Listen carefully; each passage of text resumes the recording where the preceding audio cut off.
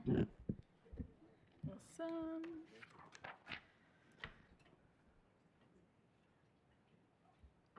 Is the live streaming all good? We're all good? Yeah, awesome. No, you're okay. I just organising the take the pictures from it. Like the reads. Oh yeah, which one? All of Yeah, them? so we're going to do it. Specifically. Yeah. All of them? All of them? We're going to do it and see what Okay, let's try it. Cool. Alrighty, morena team, we'll get underway. Great to have that public forum this morning, and now welcoming you to our Strategy, Operations and Finance Committee meeting of Thursday, the 18th of May. Welcome to councillors, community board members, staff in the room, and our DEM services support. Hopefully we can have an efficient yet productive meeting today. That's the goal. And so, yeah, I'll kick us off with a karakia to begin with, and then we'll take the council blessing as read.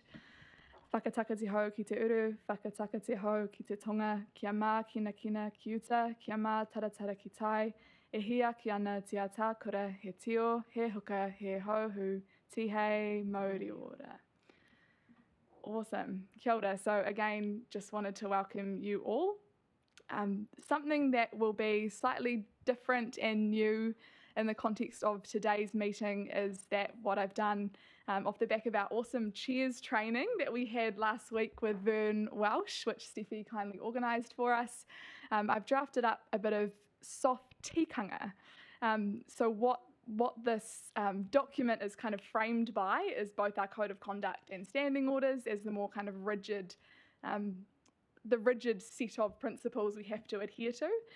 But the tikanga essentially outlines the fact that obviously every voice matters in this space, that we all seek to come prepared, and that looks like letting me know about any issues with the agenda as soon as possible, seek to have questions, particularly ones pertaining to operational matters, answered before the meeting, and the process for that will be to send questions through to me, and I'll then collate them and send them to the relevant staff. And on most occasions, we will take papers as read, but invite any comments on changes or additions, and also the decision being sought. And then we'll move straight to questions. So just trying to condense that process a little bit more quickly.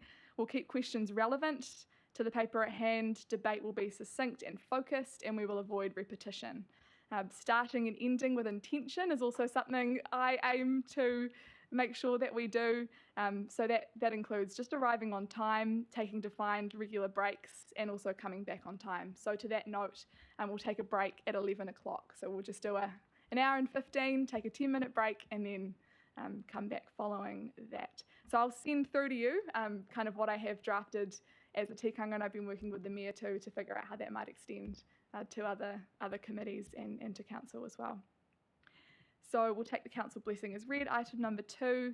Item number 3, apologies. We have an apology from Councillor Coe, Councillor Coford, Andre Baker and Chris Gerritsen from Te Atiawaki Whakarongotai, and also Community Board Member Glenn Olsen.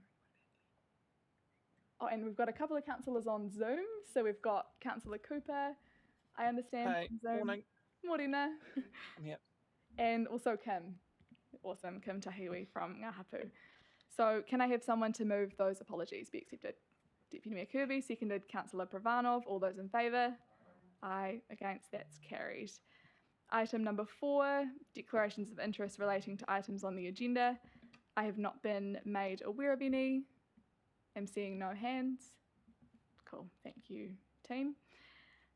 We'll move on to item number 5, public speaking time for items relating to the agenda. Not been made aware of any public speakers. We'll carry on. Members' business, leave of absence. Haven't been made aware of any. Let's keep moving. Matters of an urgent nature, advice to be provided to the chair prior to the commencement of the meeting. We do have one matter of an urgent nature to consider today, which is a Local Government New Zealand remit on KiwiSaver for elected members. The reason why this is considered a matter of an urgent nature is because we have until the 24th of May to supply these remits to Local Government New Zealand, both endorsed by a council and then also signed by either a sector group, a zone, or 5 supporting councils, I believe. So I will hand over to Councillor Halliday to introduce this matter of an urgent nature and the recommendation for us to consider this morning. I also just want to acknowledge Community Board member Jackie Elliott for her work in getting this remit to this point and really championing this kaupapa.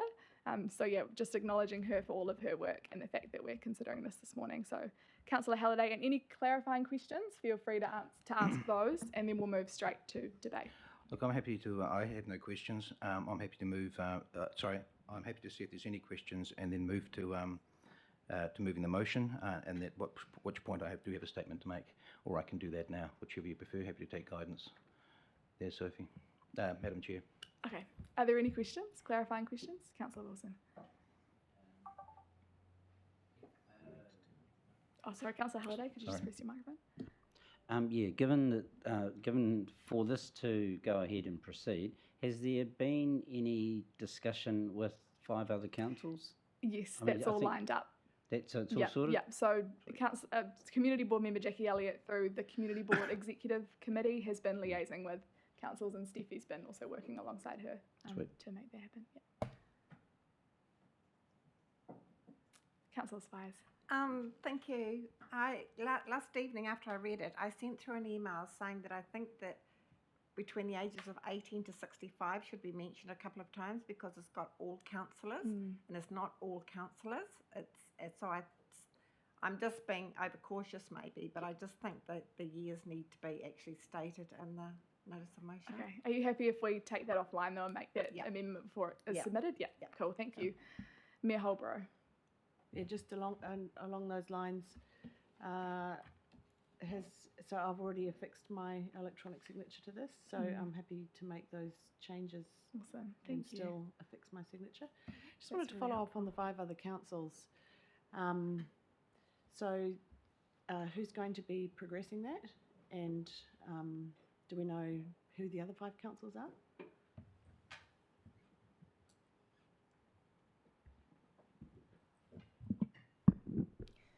So we don't know with certainty yet who the other 5 councils will be, but we've got some names of the councils that attended the Community Board Executive Committee with Jackie Elliott, and we will also reach out to the other zone. Are we zone 4? Yeah, that's the right number. Zone 4 councils. So, and that's more than 5 councils. So we don't have certainty that all 5 will get it to us by the 24th. But we're overshooting, so therefore, hopefully, we will get the 5. Yeah. Thanks, Mayor Holborough. And we've got Kim Tahiwi via Zoom. I'm not sure if these are technical questions, so happy for them to be answered offline. In terms of eligibility for KiwiSaver, does that mean eligibility for employer contribution as well? And does it apply to mana whenua representatives? So if that needs to be answered offline, I'm happy. Yeah, that's a really great question. I think probably best to answer that offline, but something really worth looking into. So thanks for raising it, Kim. We'll note it down and follow up. Kia ora, thank you.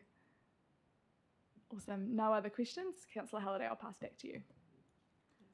Question? Yeah. Oh, sorry, Councillor Pravanov, did not see that. Yeah, so I just pressed the buttons. So this is actually going forward. This is not going to be backdated if this passes. Yeah. Okay. Yeah. Thank you. Happy to move the motion, Madam Chair. Perfect. I'm happy to second that from the chair. Excellent. Look, I wanted to note that this was presented to the Social Sustainability Committee, which captured this as an action point and was endorsed by the committee. I note our committee didn't forward this on with a recommendation to Strategy and Operations, but captured it as an action point with the Mayor talking to following this through due to time constraints. Speaking to the remit, I've been a supporter of a different approach to current elected members' remuneration. Currently elected members are remunerated as a half FTE position, and community board members in a very part-time manner. Both roles hold a lot of time commitment in the modern world. Elected members are also forced into being contractors with no right to put a limited liability structure in place. That is a usual right of contractors to help protect them as such. I note the remit talks to this having gone to government in the past, a result of this was it was added to the MPs' packages, who I note are already heavily remunerated compared to local government, but not to local body elected members. In my opinion, another slap in the face from central government. I appreciate that there will be a need for a new methodology introduced to empower this. The current withholding tax model may not be suited, but what I don't want to see is this just added into or deducted from a current pay level without the ability for it to be addressed at source. We are not contracting to KCD for our professional services. We are being remunerated for our service to our communities as elected representatives. We shouldn't be treated the same as professional contractors, in my opinion. I also note that we must be one of the few professions where we pay both in time and dollars for the job interview process to represent our communities. I won't comment on the stress aspect associated with that. I endorse this remit and thank Otaki Community Board member Jackie Elliott for being tenacious in her pursuit of this kaupapa over the years. Thank you, Madam Chair. Awesome, thank you. Any debate, any comments people wish to make? Oh, well done. I think you said it all, Councillor Halliday. Great summary of both the importance of this remit. Oh, yeah, sorry, Kim. Feel free to contribute before we carry on moving if you've got something you want to add. I haven't taken this back to Mana Whenua. This is to make it clear. This is my thoughts. I'm not opposed to this remit at all, and I know there's a long history behind it, so I do squash it. But I have another view in terms of, and the reason why I asked does this apply to Mana Whenua, because I don't know how that would fit within our structure, because we sit here as representatives for our people, and for us to take an additional benefits from people in real might not sit too well. So my reason for asking that question was not to see if we could get the benefit of it, kind of the opposite, in that even if we were maybe something, and I haven't canvassed this, that we don't take up the perspective of inequities. You know, the people we put in these tables are not in that level of need. So why should we take that? And that's just my personal opinion. I've yet to canvass that. And so if it comes about that Mana Whenua reps aren't eligible, then that might just take the discussion off the table. But I will go and see, because to be honest, I don't have a history of this, and obviously this is so not opposed to it, but just the way we think, the need, and that's definitely not us sitting, not from a Mana Whenua point of view, it's not us sitting at the table. Could I ask a point for clarity, Madam Chair, if that's possible? Could we just quickly pass to the Chief Executive, and then we'll come to you, Councillor Halliday.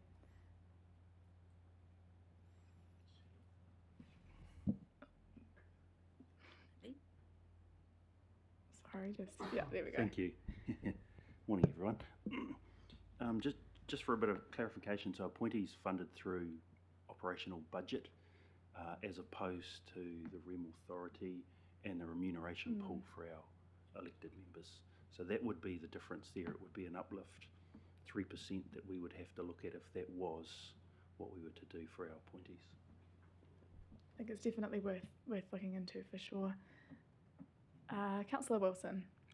Yeah, I just want to reiterate congratulations to former Councillor Elliott for being really pushy with this. My understanding with KiwiSaver, and I'm an old age pensioner now, so it doesn't apply to me anymore, but it's an opt-in. So because you're eligible doesn't mean you have to be in, and doesn't mean you have to contribute. Some people have other superannuation schemes that they're happy with. Some people don't care, whatever it is. But and I am picking up from this, and be interesting to see where this goes. But it doesn't necessarily. It's you don't have to be part of it. It's just that it becomes an option that you can be part of it. Yeah. And because it does have the potential impact at council for, as Darren's just said, there is a potential there that you would have to think about what those numbers might look like. But just noting, it's an opt-in. You're not automatically part of it. Sure. Thanks, Councillor Wilson. Mayor Holbrook. Yeah, thanks for bringing this to the table. It was a kind of a hard call because it is a very short time frame to get those 5 signatures and get this through. I'm happy to support this primarily because that would bring us in line with the central government arrangements, which have recently been made, and that discrepancy to me is nonsensical. And I think that the remit very strongly makes that point, and so I'm really happy to support this. I'd just like to flag that if we're going to do remits next year, potentially they should come through a bit earlier, because we do need to consult with our iwi partners. In this case, it's a separate issue, but in future it's going to be preferable to have more time so that we can socialise it with other councils. In order to support a remit, some councils do like to bring that to their council table, which also takes time for them. So to follow a really robust process, we need a little bit more time than this. This one, because it came from that executive committee meeting, necessarily maybe had a bit of a shorter time frame, and it's a little bit of, I think somebody used the word no-brainer to do this. So, but for more complex remits, let's think about them ahead of time so we can have a really good discussion and make sure that we tick all the boxes and allow other councils to the benefit of time to have that discussion with their councils when they're deciding to support it. So with that, happy to support this today, and thanks for bringing it through. Thank you. Councillor Pravanov, and last comment, and then we'll move to vote. Yeah, thank you. And I appreciate that ex-councillor Elliott has now got a remit on the table here. I know that she's talked to when we had the minister here, spoke to them, and I think that, I'm not sure, obviously that never went anywhere. I just want to clarify that the intent of this is that it would be added separate to our remuneration, as opposed to dropping our remuneration and part of it going to KiwiSaver. And I'm just wondering whether the wording is quite clear on that. Yeah, I think Steffi's just said something which is quite pertinent. I think this is kind of the principle in our GNZ would likely, if it gets to that level, and in terms of negotiating also with central government, that would be something that would be worked out there and then. So yeah, we probably don't have the ins and outs of that detail right now, but appreciate the comment and the seeking of clarification. Okay. Cool, so we've got this recommendation which is up on the screen and has been emailed, and noting the slight tweaks that will be made to reflect Councillor Spire's comments, and that the Mayor will then affix her signature to, moved by Councillor Halliday. Would you like a right of reply? Yeah. I would, Madam Chair. Look, my measure from a lot of these sorts of things is what's fair and reasonable, and I believe this to be a fair and reasonable request.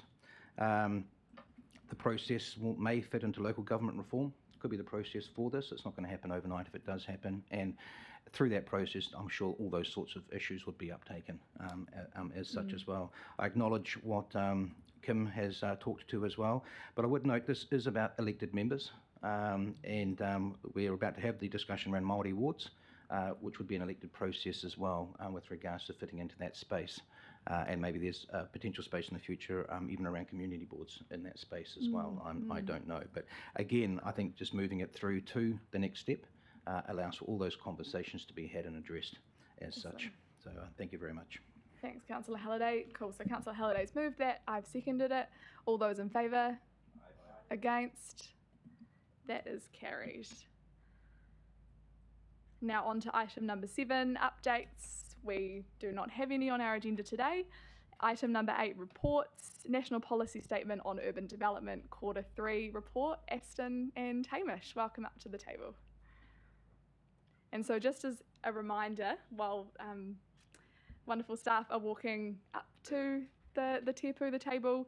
We will take the report predominantly as read, but just invite any comments on substantive changes or additions to the paper, and also the decision that is being sought, and then move to questions which are relevant to the paper at hand. So, Aston and Hamish, over to you. Good morning, everyone. So I'm just going to read through the recommendations this morning. So recommendation A, that the committee notes the findings of the NPSUD monitoring report for quarter 3 as attached as attachment 1 of this report. Recommendation B, now this is following from the last week's Social Sustainability Committee meeting where they indicated that this was the desired arrangement for the future, that the committee agrees that future quarterly reporting be published to elected members via the elected member bulletin rather than through tabling at the Social Sustainability Committee and this committee, alongside publishing on the Council's Urban Development Capacity webpage. And recommendation C, that the committee notes that the quarter 4 NPSUD monitoring report setting out more meaningful annual results will be tabled in September 2023. I will now take the report as read and answer any questions you may have. Do we have any questions from the table? Councillor Pravanov, I can see you. Thank you. Yeah. Thank you. I appreciate the work that's gone onto this in report, and I suppose into the reporting that occurs here. So my question, I've actually sort of got two questions. The main question is, the actual format of the report that we get, is that actually, is it sort of following a template, or there's actually quite a lot of discretion as to how you report the information? So the requirements are set out by the Urban Development Capacity requirements. So we report following that. I don't believe it is a standardised format, but this is how we've chosen to do it. Thank you. So so the way that I see that this is set out, this report and the previous reports, is that they're all standalone. One of the things too that which makes it, to me, the important thing is being able to see the trends. And when you actually look on page 14, you have a nice graph there. And to me, that actually says a lot more than a lot of the words about, you know, things have gone up or down over time, because it actually shows you the trends. I suppose the benefit of the report is sometimes it gives the reasons for it. So I'm just, you know, I see that the third option is about coming back, you know, with maybe more meaningful information or the way it's set out. But to me, having more graphs in there showing the trends. Was there a question in that, or just is it possible to have cool. more graphs in there to show the trends that links over to from one Hamish. report to the other? Thanks, Councillor Pravanov. One of the challenges we have is the time to go into providing the changes from quarter to quarter, and at the moment it's quite usually minor ups and downs, and so that's why we do that annualised process where we actually then go back over the last 4 quarters and previous annual years to provide those updates. So we actually do that once a year to provide that deeper understanding and that trend analysis. Quite often it's hard from quarter to quarter to show anything meaningful, so you kind of got to go back to look forward a little bit. Which is why we do that annual deeper dive and provide that overview then. But even sometimes annual updates don't necessarily show kind of longitudinal trends as well. So it's a bit of an iterative process in getting that kind of resourcing time and effort right for supporting good discussions and understanding. So thank you for that, and I appreciate the time. Councillor Pravanov, I think Chris was keen to just... I do. I just wanted to add to that to say that as this, along with the wider span of reporting that we give you, we will be looking at how we reset that. So the idea will be there is some information that's useful monthly, quarterly and annually, and we'll be looking at how that fuller suite comes together, including the use of graphs and different techniques that can provide useful insights. So annually, I think you do get, I think, firmer trends, but we would be coming back to unpack that with you so that we can make sure that what we do table is meaningful, as well as meeting any statutory requirements. Thank you. Thanks, Councillor Pravanov. Councillor Wilson. It's not a question. Are we past questions? No, we're not past questions yet. So if you pop your mic off, we'll come back to you. Mayor Holborough. Yeah, I've just got a question about the reporting, and I'm noting that the recommendations are suggesting that only the annual reports come in front of the committee. So the quarterly reports, what's our statutory obligation in terms of the level of detail in those reports? Is this kind of the maximum, the minimum that we're required to do? I mean, because these quarterly reports, as you say, are difficult in terms of trends and change and kind of short-term changes. From memory, the requirement is to undertake quarterly monitoring, but to have an annual reporting requirement. So previously, because we've undertaken this exercise and it's been helpful and useful to do those quarterly updates, that's an approach we've taken and been guided by yourselves in that previously. But I believe that the requirement is to do it, to report the results as a minimum annually. But I guess one of the key benefits of this is to understand what's going on at a point in time, short and long term, and then help feed that into considerations in day-to-day operational matters and other decision-making processes. Yeah, I think it'd be interesting to have a discussion about how those quarterly written reports will look and feel, and you know, with a view to focusing on those annual trends which are more meaningful. If I might just follow up on that, I think sometimes the quarterly requirements are literally to release data so that it's available for others to be able to use as well. So it may be that as we work through this with you, some of our monthly and quarterly reporting is more dashboard-like, and it's simplified slightly, and that you'll get more in-depth analysis when we come to an annual perspective. So we will come back to you post this to work through how that looks. I think I've heard a lot of conversation around the table over the last couple of months around the use of dashboards and really simplified information and how much that's been appreciated across a number of different reports and areas of mahi. So that would be great. Community Board Member Black. Oh, just an observation. Could we assume that everyone is primarily dyslexic? And then we can drill down on data Good which we actually want to find out about. Thank you. Thank you. Yeah, I think there's been a note made of that. Thanks, Simon. So we now come to the recommendations, since there are no further questions from the table. So recommendations can be found on page 6. And as Aston read out, we've got 3 recommendations, A, B and C. Can I have a mover for those recommendations? Yep. Councillor Wilson. Seconder, Councillor Halliday. Right of introduction, Councillor Wilson. The report speaks for itself. I just a comment about it. I really value the executive summary. Sometimes we're constrained by time, and a really good executive summary, which this one is, it just is so helpful. You've encapsulated all of the key data. It's nice to think that everybody's going to read every word. They're not. So having that was really fantastic. So I just had a couple of questions around it. One of it is... Sorry, we have just done questions. So right, well, I'll make a statement. Make a statement, yeah. Okay, thank so you. my statement is, gee, I wonder if the... Thanks, Councillor Wilson. Yeah, I wonder if Great example, Councillor of the Month. industry, That's why he's if the one. industry has access to this information, because this is fantastic information. Now, I know, like, the big players like Wellington Company have probably got their own team of people doing this same sort of stuff.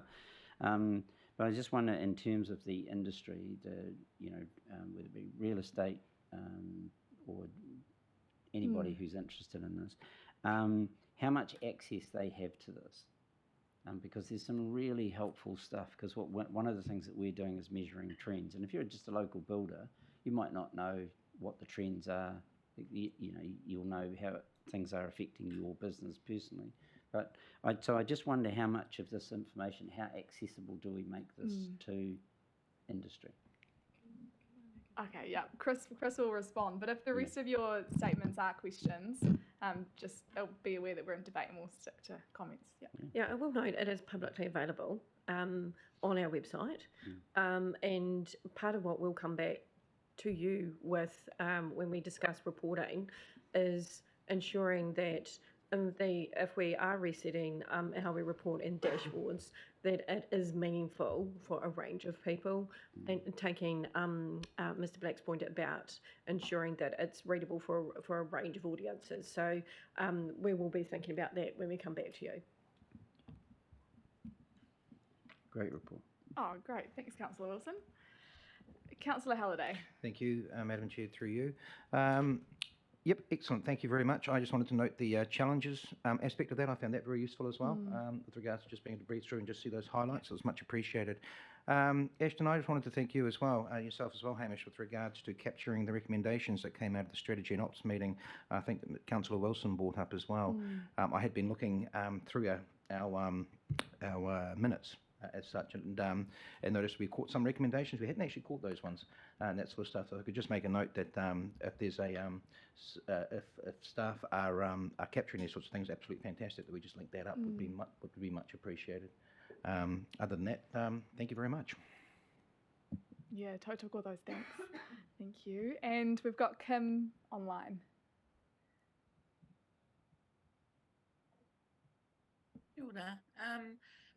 Just a couple of comments. I understand that this is a very high level snapshot dashboard look at Kapiti. But sometimes when we do these things, especially in terms of Māori, because Māori are on the bottom of all the scales, sometimes these kinds of reports can actually gloss over the effect and the impact that it's having on Māori in particular. And like I see value in the measurements. I would like them, and I know that this is for a set purpose. So it would be great to get something that is more meaningful in terms of it town centric and things like that. But for me, it would be really helpful if we could take the same metrics that you've got in the same question, the same survey, and actually just apply it to Māori in Otaki, to Māori in Te Atiawa, to Māori in Ngāti Toa, to see if that's that portion of our area or our rohe is in line with what the larger Kapiti area is thinking, and just to see if there's any differences for us, for me, that would be really valuable to see if the trends that are trending over Kapiti are actually relevant when you go from town to town, when you compare Māori to non-Māori. So and I know that's probably just a bit out of scope of what this report's trying to do, but as an exercise, to be able to do that, I think that would have, and it would just feed into this report. And I think you might get some quite valuable information if you did it this is a statutory thing that we have to do, but I'm not for doing statutory reports just because they have to have some real localized value to them. And like if I just pull up a couple of things in it that I was looking at, like residents' opinion, what are the contributing factors to that? Why did it increase? If I look at service requests responded to within 50 days, resource does that mean that we responded to the consent and the person was able to go and build something? Responded to the consent, but they had to go and do a whole lot of other things, then come back, and then we responded to that consent again in 20 days, a lot of things, and come back, which makes it, for the end user, for the community member, it makes it not a 20-day process, it makes it a 100-day process. So that is really valuable while we can, and I sound like a Debbie Downer today, so while we can all pat ourselves on the back, because some of the stats in there are great, some real reality checks is kind of what I was liking, and I would love to be able to work with someone and get, if it was a survey, and actually just roll that out for Ngā Hapuru and just be interested to see what the results are. Yeah, no, that's awesome. Thank you so much, Kim, for those very salient points and well put. Did you want to respond, Hamish?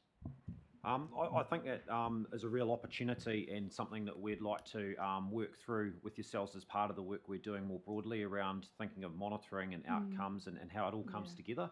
And it sits nicely, it kind of sits across, as quite rightly you said, some of these processes are a little bit siloed at the moment. This monitoring here does link to the work that we're doing on the housing business assessment, but then there's other work we do under the housing strategy, and quite recently the really great mahi undertaken with our housing needs assessment. They're all fantastic things, but how we blend them and make them even more meaningful going forward, I think, is the real benefit in those pieces of work. And so I would really look forward to working and sharing as that work develops. Yeah, and that includes linking through to some of the processes and decision making that goes alongside shaping some of those outcomes, development outcomes on the ground. Awesome. Thanks, Hamish. Thanks, Aston, as well. Cool. So that's been moved by Councillor Wilson. Right of reply, Councillor Wilson. Yeah, just quickly, again, we are taking an holistic approach to this, which is good. And as we saw the other day, when some of the very big players involved here, like 1,000 dwellings, is what Wellington Company are going to put between 77 and 120 Kapiti Road. So 1,000, that's huge, right? But they clearly hadn't thought about a school. They hadn't thought about the pressure that would put on current infrastructure, etc. So we will need to be the driver of a lot of that stuff. Otherwise, it's unlikely to happen if just developers are left to their own devices. So this is great approach. Awesome, thank you. And as you say, it's great we're having those conversations and building those relationships so that we can make sure that the voices and the needs of our community are represented within developments. Coming downstream, cool. So seconded by Councillor Halliday. All those in favour?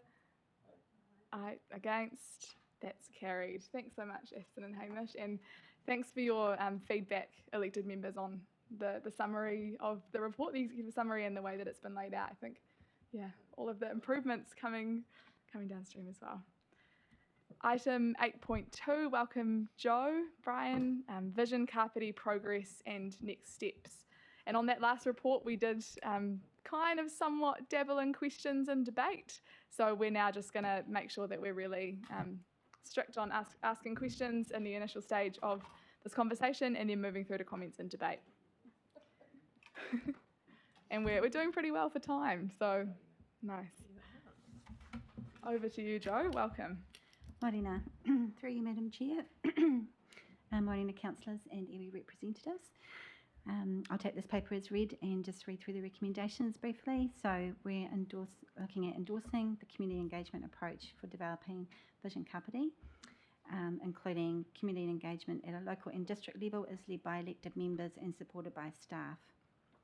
And monthly feedback sessions will be used to incorporate feedback into our evolving thinking on Vision Kapiti, to agree to refer to work on the vision and blueprint as Vision Kapiti, and for local area vision work to be referred to as Vision and the local area name, and noting that on the 23rd of May we'll discuss the refresh of the district outcomes and performance framework and finalise local area and district information packs for upcoming engagements, along with media and communications that will support this work. Awesome, thank you, Joe. Straight to questions, Mayor Holbrook. My apologies, I'm going to break with our soft tikanga because I should have brought this up earlier, but just reading these recommendations, I suddenly thought, do we need a te reo name for Vision Kapiti and Vision Paikakariki and Vision Otaki, etc.? Have we thought about that? Is the question? Part of the reason that we're bringing this up today is because we need to land a name for what we call this. So even within operations, everyone's sort of going, what are we calling this? So we've called it, over here we've called it strategic direction, then we've called it a blueprint, and we've called it that. So we want to land a name. And if the question is, can we do that? Absolutely. So if that's something that you would like to see, we will do that, and we'll come back and talk to you about that. We're hoping that you'll agree that we come up with a name, and then it's essentially drops down into the areas and townships in the district. But we also did want to recognise that with the work that if essentially it had been progressed in Raumeti already, it felt like there was a bit of Raumeti vision Raumeti on the table. So we also wanted to see if we could line up with what might already be on the table. Not to say that we wouldn't bring things around it, and wanted to get your thoughts on that today. So yes, there's the short answer. Yeah. As a matter of importance and Maybe land this first and then progress Yeah. that. Thanks for raising that. Did you have any other questions, Mayor Holbrook? No. Councillor Spires. Thank you. I may sound like a broken record here, but on page 21, 5.2, the most important needs in our community based on the elements of the donut economic model. Now, I'm just wondering, when it goes out to the community, because the community actually doesn't have any idea what this actually means, is this going to be defined? Otherwise, to me, it's starting to look like a subliminal message. Yeah, I think all of the terms will be defined in some sort of glossary with reference to where they originate and where the concepts are kind of born out of. But I think our people need to know, what does this actually mean for the Kapiti Coast? And I think I just want to reiterate what the chair has noted. We are not going to talk to the community about the donut economic model. We're using that. Yeah. We'll be coming out to talk to everybody about the impacts for people, for place, and for partnership, and the things that we've been talking to you about. So for people, for example, housing, health, so things that are real to the community, that are their needs. For simplification in this paper, we've referred to the donut economic model, which we've talked to you about. Yeah. But I absolutely, you have a commitment. We will not be being technical when we talk to our community. Right, thank you. Councillor Halliday. Through the chair. Thank you for this. First question's around, page 27 in blue, the blocks in blue. Sorry, I had it here. Just out of scope, the bottom corner says council officer, in regards to the engagement, the community engagement doing, it says council office will not take notes in the engagement events. So I just wanted to know, how are we capturing, what's the intent with regards to capturing the interactions as such? Is there an expectation councillors do that, or is it we've got other mechanisms with regards to capturing that information? Good question.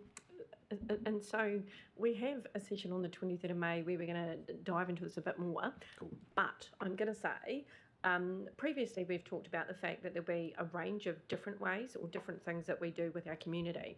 So, for example, if it was a survey, obviously the results will come on a survey. If we were setting up a district event, we'd anticipate that we had things up on the wall, that there would be stickies that people put up. And so we would be coming around to support with that, but we wouldn't literally be at a session writing notes as somebody was putting their stickies up. So that's what we were trying to articulate by that. No, appreciate the answer. Thank you very much. Other question, or not so much a question, it's a statement, to be honest. It's just in relation to what the Mayor was talking to.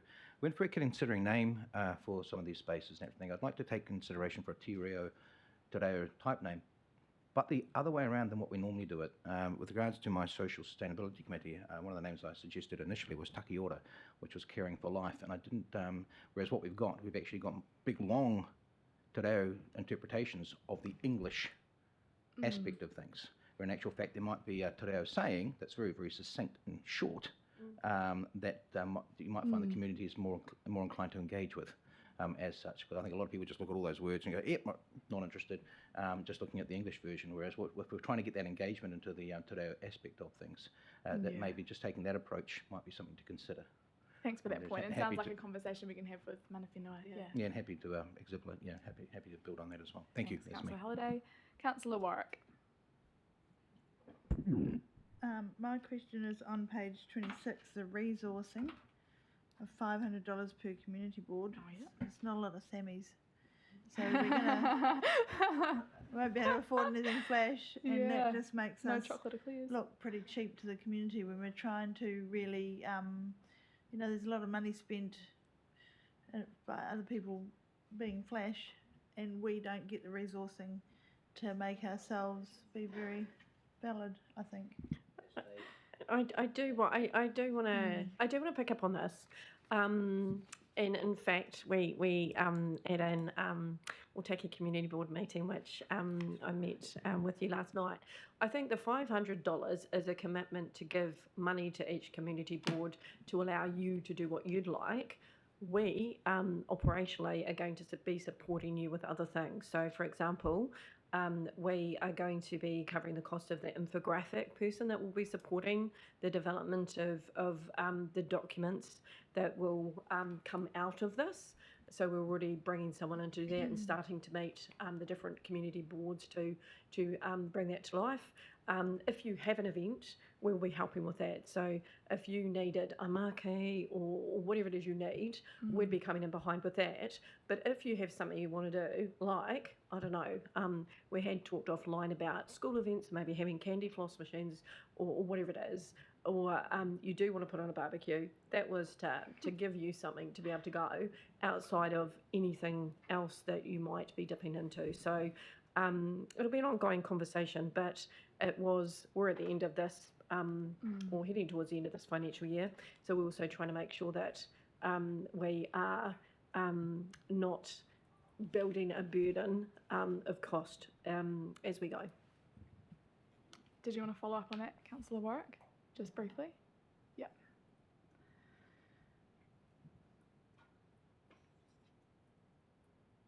Oh, sorry.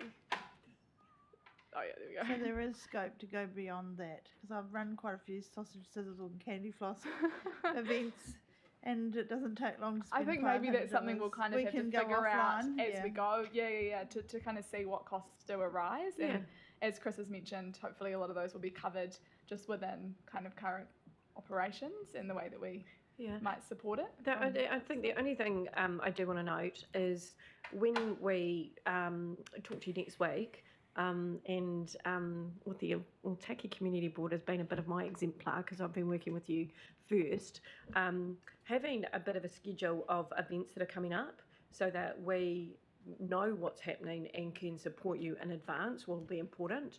If things are popping up, it'll be harder for us to do that. So we'd want to look at the proposal as a whole so we understand collectively what it's going to take so that we can make sure that it works at all levels. So so maybe that's me saying we need to talk more. Deputy Mayor Kirby. Thank you. Really supportive of this this option coming in. I've just got a couple of questions. One, we're referencing donut economic model, etc., etc. I note online that is a trademarked thing, so assume we've got ourselves covered in regards to that. You might need to unpack that for me a bit, Lawrence. Maybe we can do that offline. Yeah. Is that okay? Yeah, sure. Thank you. And the other one's probably more a comment.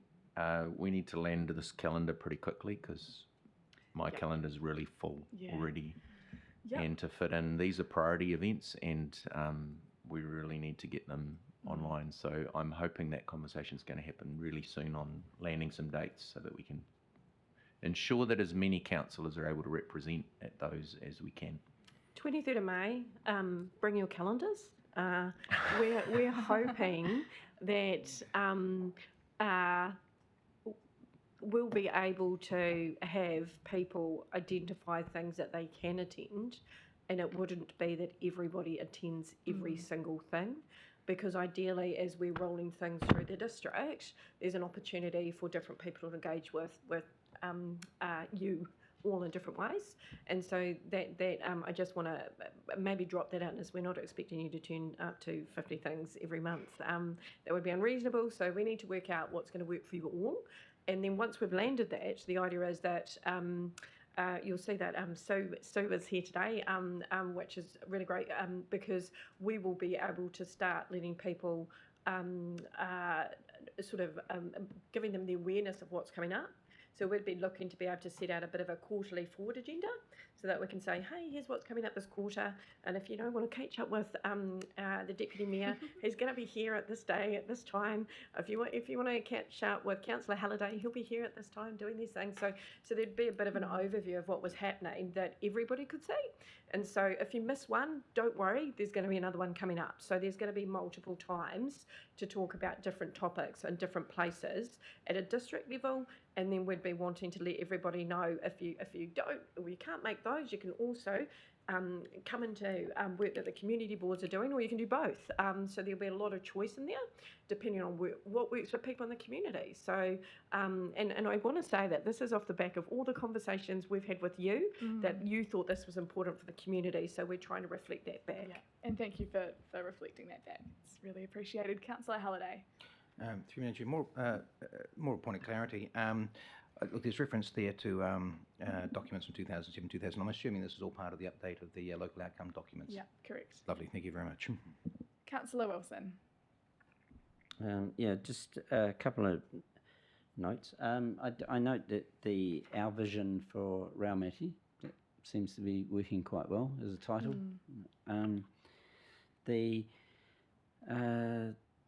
The cautionary note for me around this is that the public's view of this is that it is genuine engagement. We've had historically engagement, and it hasn't been seen as genuine. And if we look back at the satisfaction surveys, they pretty much indicate just that, right? So I think it would be quite helpful if there are some tangibles along the way. So if there's engagement about something, and if there's some, if we're getting sort of broad feedback about something specifically, and then we can do something about something quickly, runs on the board kind of arrangement, I think that shows that we are genuinely listening to the community. So just worth bearing that in mind. Could get a sponsor, Specsavers. Vision for Kapiti. Did you have a question as well, Councillor Wilson? Question mark. Great. And your... Oh, yeah, Chris, did you have a I just wanted to note that as these events are landed, we're going to obviously let everyone know things are happening through a range of ways, and you will be coming back together. So we have our strategic direction catch-ups monthly. In those catch-ups, we're going to be asking you all to feed back in there, and then the output of that will be able to go back and say to the community, here's what we've heard so far from you, and this is where things are shaping up.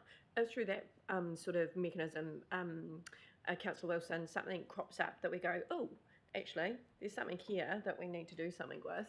We would be able to bring that back to this table if that's needed, to go, what do we need to do with it? So I just want to, note, it's a good point, and absolutely, if there's things that fall into the quick win zone, the short, medium and long term, that is definitely what we're trying to do. But also to note that part of initial engagement is going to be talking about council priorities, and in there you have already noted a number of things that you think need to be actioned now because they're in this year. So it may be that people have feedback on those or thoughts on what that needs to entail. So we'd want to hear anything about that as well, so that we can make sure that we're covering off the things that matter most to the community. Awesome.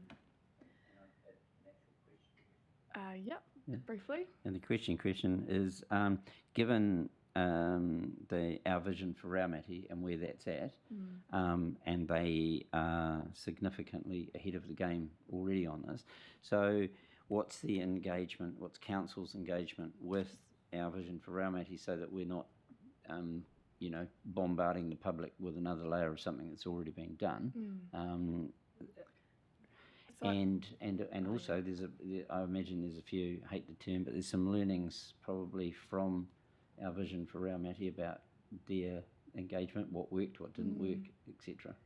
Yeah, I think just briefly, Bede and I have been kind of feeding those learnings through the various workshops that we've had to develop the process for engagement up till this point. So trying to support with those learnings, so that other communities who undertake this same journey will be aware of what those are. And I think the other thing to note is that our Vision Wharaumati project will likely become what kind of vision Paikakiri hears to them Wharaumati. So instead of creating another layer on what already exists, potentially figuring out how the alignment can be made, as Chris has talked about earlier. So yeah, I just want to add to that and say, from our end, we're seeing our vision Raumati and what we're just working with the Otaki Community Board on is two exemplars, if you like, or I'm not going to call them pilots because the Raumati work's been going for 2 years. It's not a pilot as a thing. These are examples, if you like, of how other community boards might want to think of sort of kicking into it. So they're absolutely on track and on the go. So they'll be part of it. We're not going to try and overtake or replicate anything that may be underway. Yeah. And last question, Community Board Member Black. Thank you very much, Madam Chair. Look, I already know the answer to this question, but I think it's worth actually asking in front of everyone. Had a great session last night. Thank you very much, Chris. Love the process we're going through, and I feel like the whole board is really excited to go through this process and condense the 2 years that yourself, Madam Chair, and Bede have gone through. My question is around time commitment and making it easier for the board members and everyone. So not only pay attention to the visioning, but also the process of feedback and collation of this information. Having a single point of email that we can forward things on to, having council process information for us would be a great help. Feedback of information. So we'll use our networks, we'll use these events and attend them. How do we get them not only digitally, but also physically to you with the least amount of hassle? That'd be appreciative, and so it's a question, I suppose. Good question. Yes, and I think, Ms. Black, we talked last night about on the 23rd, we are going to be sharing the Start of a 10 infographic for the Otaki Community Board, and we've obviously also got the Raumati, our vision infographic as well. And we're just going to share a bit about the process that's underway for the Otaki Community Board.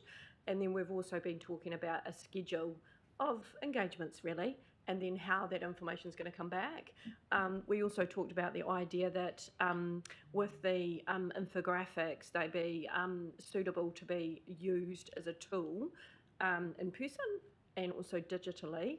And also the idea that we may stand up shared email boxes that people can return information to over time. So on the 23rd, I'm going to get a bit more into the detail of that so that we can ensure that the suite of things, including Sue and the comms team have also talked about Have Your Say tool that we have.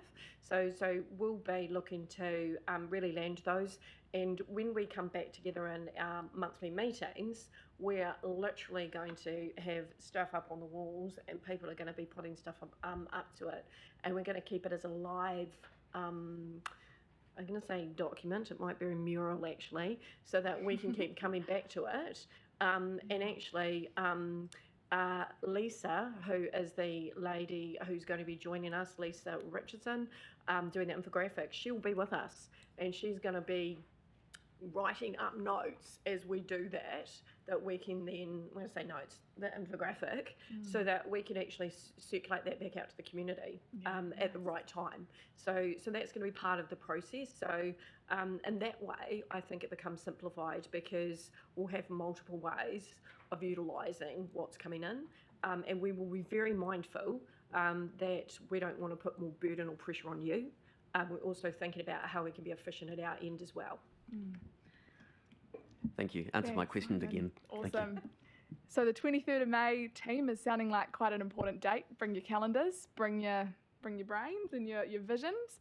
And just to note as well, with our Vision Wharaumati project, feel free to contact Bede or I anytime for learnings in relation to that bit of mahi. And to clarify, it's been going for around a year, so not quite 2 years, but it's developed quite a bit of community momentum within that time frame. And also Lisa Richardson, who is the woman that Chris has just spoke of, is the one who did the illustrations for our Vision Wharaumati work. So we're quite excited to see that she'll be participating in the wider suite of Council's Vision mahi as well. So no further questions. Is there someone who would like to move recommendations A, B and C on page 20? Councillor Warwick, seconded Councillor Pravanov. Would you like to have a right of introduction, Councillor Warwick, to say anything? Just that it's exciting. Yeah. And it's really cool working with Chris and her team. They're awesome. And meeting Lisa last night was, one thing I said to Simon was it's someone who draws like me. But it's good to put that out to the community because it's not scary. Like the it's just kind of relaxed way of asking people to engage. It's really cool. Awesome. And we've talked quite a bit today about kind of accessibility and inclusivity of the way we communicate. And I think, as Simon talked about before, moving to kind of some more visually representative models is awesome. And thanks for your succinct contribution, Councillor Warwick. Maybe a contender for Councillor of the Month. We'll see. Very succinct. I don't know who's going to choose the next one, but all right, Mayor Holbrook. Yeah, just following on from that inclusivity statement, which is really important. Visual cues are great, but also hearing impaired, making sure that we have hearing impaired facilities and help available at all times. Great point. Thank you so much for raising that as well. Any other comments? Oh, Kim on Zoom. Kia ora, Kim. Kia ora. Sorry, I'm just checking. We are in debate, aren't we? Correct. Cool. So just a couple of things that I've been asked to bring back to the table. Absolutely appreciate the intention of this engagement plan to engage differently, which is really evident. I know Andre sent in some comms to the chair and provided some feedback on this, and I just want to pick up on a couple of things that are always in the back of our minds. Thank you. And maybe assist with some solutions to those comments. So one of the comments, and it's all common to all of us, is that the time to consider these kaupapa. And so that's always hard, and everyone works hard to get that stuff to the table. But what we have been thinking about is, and it goes to what the Mayor said about a name and things like that, and it's the intention to involve mana whenua experts in the preparation of these engagement plans. So what that does, it adds a level of confidence from mana whenua when the paper is presented, that it's already had a going over from our technical experts, so that we don't then have to take the paper, take it back to the experts and rush to get an opinion for the meeting. So it's already had that overview, it's already had that input. And we've done that in other instances, in little pockets where, in particular for Ngā Hapu, we've had Caleb, alongside the KCDC staff preparing reports. So our pukinga, what we call pukinga, our technical advisors, they've actually been involved in preparing the reports. And sometimes even, I know Caleb has presented with KCDC staff on some of the reports. So that's the value having mana whenua experts involved in the actual writing of the reports and the engagement plan brings. And it also brings that level of confidence when we sit in these strategic spaces as mana whenua, and gives us that safety that actually this has had a once over. We just need to make sure that we're looking at it from a strategic point of view instead of a technical point of view. So I think it really helps. And he made a comment about point 20.2. I don't want to read his comments because they're his comments, about not being aware of any engagement. And I think that's when you get a mana whenua expert who has sat there and written that report with you, then these kinds of misinterpretations don't occur. And so it just makes it that much easier to engage at this level. I know there's been a couple of instances where our technical team and our operations, KCDC staff have been working closely with them, and these reports, and so they've gone, we've got to get this report on the table. Here's what we've put in this space. Are you okay with it? And so when it comes to the table, whoever sits in that strategic space already knows that they can see that there's balance. In terms of another comment he made, it was about stakeholder and partners. So we've always seen ourselves as partners. Historically, we've been treated as community stakeholders, and that's an ongoing thing that will be that we are trying to work through, and you can see that through the governance arrangements and all that kind of stuff. So that's a long journey, and it's a work in progress. But in terms of the visioning, so for ngā hapu, we have been trying to work on visioning has always been in the back of our mind, and it came up about when we sat in the council space and you get thrown into all these different kaupapa, and we were like, well, actually, what do they mean to us? Why are we providing input into something that we're not interested? So why should we be here? And so we went on that journey about what do all these little pockets of information, these little kaupapa, what are they leading to? What are we trying to achieve? So logically, we ended up with actually they're trying to achieve this overriding vision, and we don't actually know what that vision is for mana whenua in the Otaki area. So our focus has been to try and get something going to write our own vision for our own for mana whenua and with a mana whenua focus, and hopefully throughout that process, because our journey will likely be a lot longer than this journey. It will likely be revisited regularly, and it will likely change over time. And that's just the nature of how we engage. But hopefully through that process, we can also feed into this process to ensure that this piece of work has some really valuable information. So I think we probably need to work on how that's going to happen, be realistic about the timeframes that we've already set, and realistic about how much information we can put into this process. And it goes to, like we have our workshops and we'll have our council members and we all sit there and we input into that vision from talking to community members and all that kind of stuff. But the value of having our mana whenua technical experts and our operational teams actually feed in as well is that you get that valuable on the ground information that maybe someone at a strategic level is not considering. And that at a strategic level gets kind of glossed over. So it gives more value to the information that's going in there. So tick for the different way of engaging, awesome.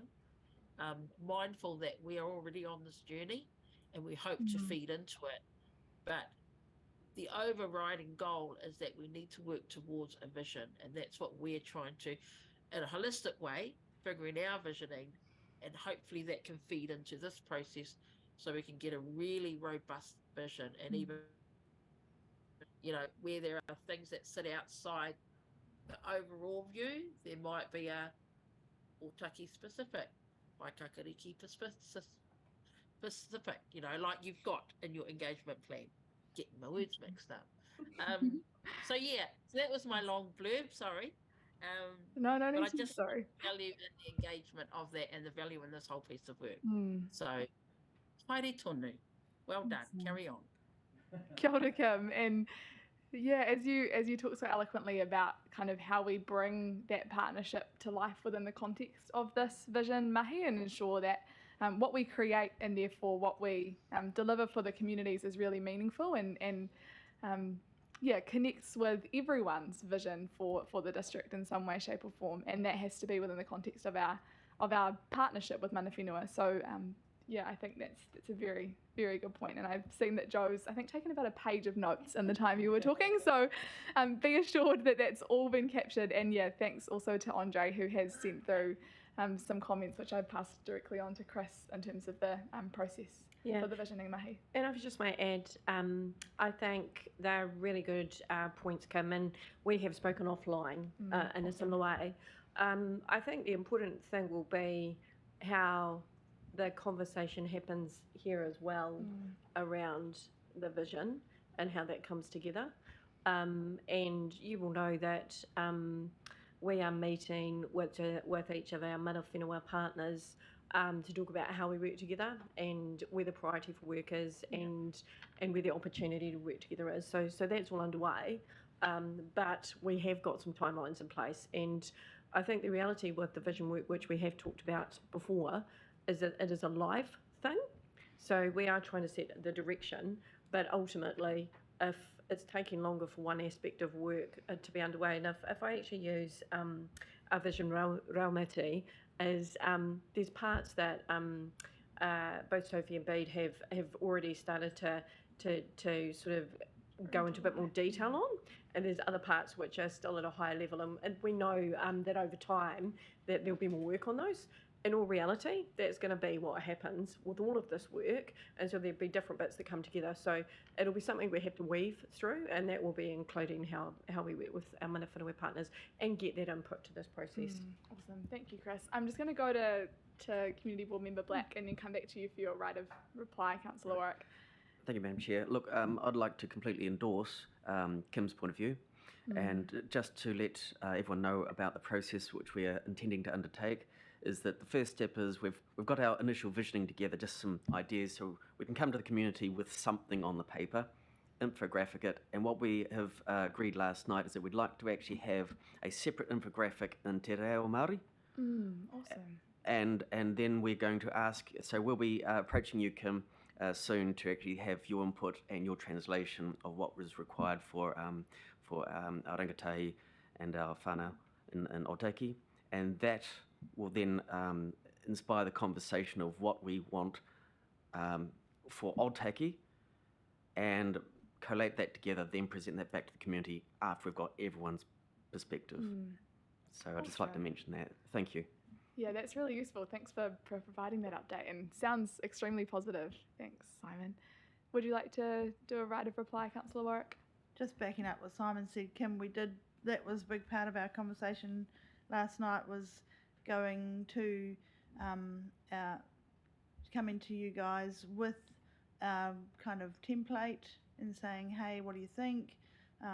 Producing it bilingually so that we are a bilingual town, and also that the kids who are their first language is Māori can read it, and it's really cool. It's unique.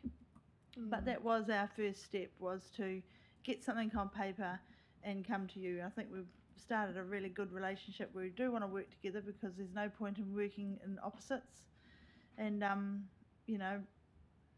we're very much on board with being partnering in this project.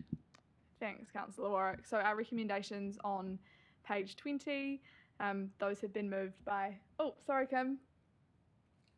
Sorry, I just wanted to add to what the community board members just said, and that we actually do have started a regular relationship with the Otaki Community Board, and looking at bringing in GWRC. So so it's a really good relationship that we're forming, and we'd be absolutely open to that. And I think we've discussed that anyway.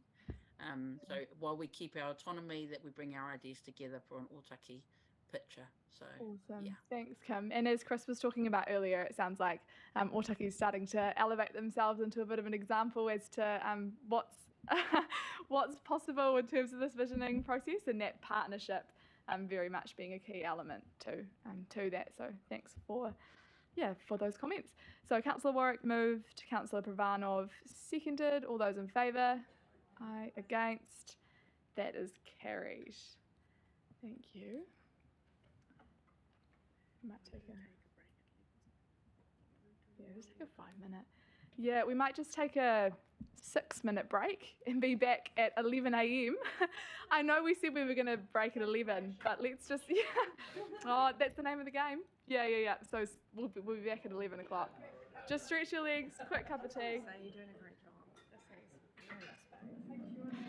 We're getting there.